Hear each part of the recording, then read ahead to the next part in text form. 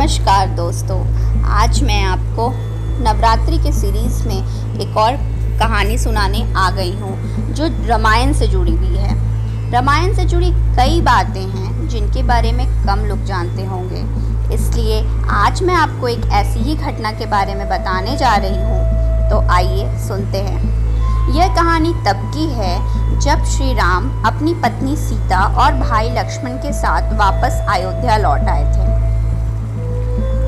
श्री राम अपने परिवार के साथ सभा में बैठे थे, तभी अचानक विभीषण अपनी पत्नी और मंत्रियों के साथ भागते भागते श्री राम के पास पहुंचे और उनसे मदद की मांग की। श्री राम ने उनसे इस परेशानी का कारण पूछा। उन्होंने पूछा कि आप इतने परेशान क्यों हैं? तो विभीषण जी ने बताया कि कुंभकर्ण का एक पुत्र है जिसका नाम मूलकासुर है, जिसका जन्म मूल नक्षत्र में हुआ था, जिस कारण से कुंभकर्ण उसे जंगल में छोड़ आए थे जहां मधुमक्खियों ने उनका पालन पोषण किया था। जब मूलकासुर को यह पता चला था कि उसके पिता का वध हो गया और विभीषण जी ने लंका का शासन संभाल लिया है, तो उसने प्रण लिया कि वो विभीषण की हत्या करेगा और बाद में श्री राम यानी आपकी हत्या कर देगा।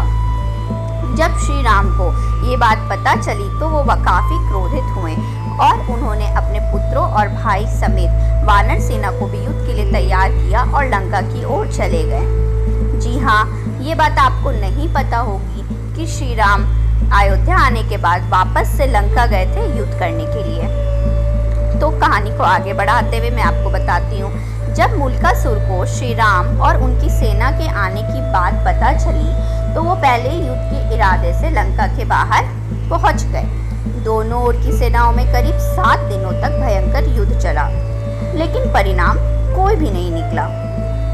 फिर ब्रह्मा जी श्री राम के समक्ष आए और उन्होंने कहा कि मूलकासुर को एक स्त्री के हाथों मृत्यु प्राप्त करने का वरदान दिया गया है, इसलिए मूलकासुर की मृत्यु एक स्त्री द्वारा ही संभव है। ब्रह्मा जी ने भगवान राम को ये भी बताया कि एक बार ऋषि मुनियों के बीच बैठे हुए मूलकासुर ने शोक व्यक्त करते हुए कहा, चंडी सीता की वजह से मेरे कुल का विनाश हुआ है। इस पर एक ऋषि ने गुस्से में उन्हें एक श्राप दे दिया कि जिस सीता को तू चंडी कह रहा है उसी के हाथ से तेरा अंत होगा। यह सुनते ही भगवान राम ने हनुमान जी को सीता को लाने के लिए अयोध्या भेज दिया। माँ सीता के आते ही भगवान श्री राम ने उन्हें मूलकासुर के पराक्रम और उससे मिले वरदान के बारे में सब कुछ बताया।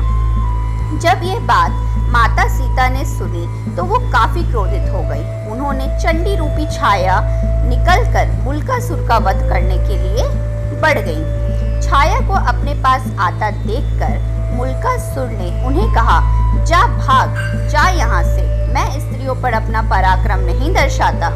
इस पर चंडी छाया ने मूलकासुर से कहा, मैं तेरी मृत्यु चंडी हूँ, तूने ब्राह्मणों का वध किया है, अब मैं तेरा वध करके उसका ऋण चुकाऊंगी। छाया ने चंडी का शस्त्र चलाकर मूलकासुर का सिर उड़ा दिया। वह सीधा लंका के दरवाजे पर जा गिरा और इस तरह माँ सीता के हाथों से कुंभकर्ण के पुत्र मूलकासुर का वध हो गया। कैसी लगी आपको आज की कहानी? उम्मीद है कि आपके लिए कहानी नई होगी और अगर अच्छी लगी हो तो वीडियो को लाइक कर दीजिए और अगर आपने अभी तक मेरे चैनल को सब्सक्राइब नहीं किया है तो सब्सक्राइब कर दीजिए और नवरात्रि सीरीज में बने रहिए।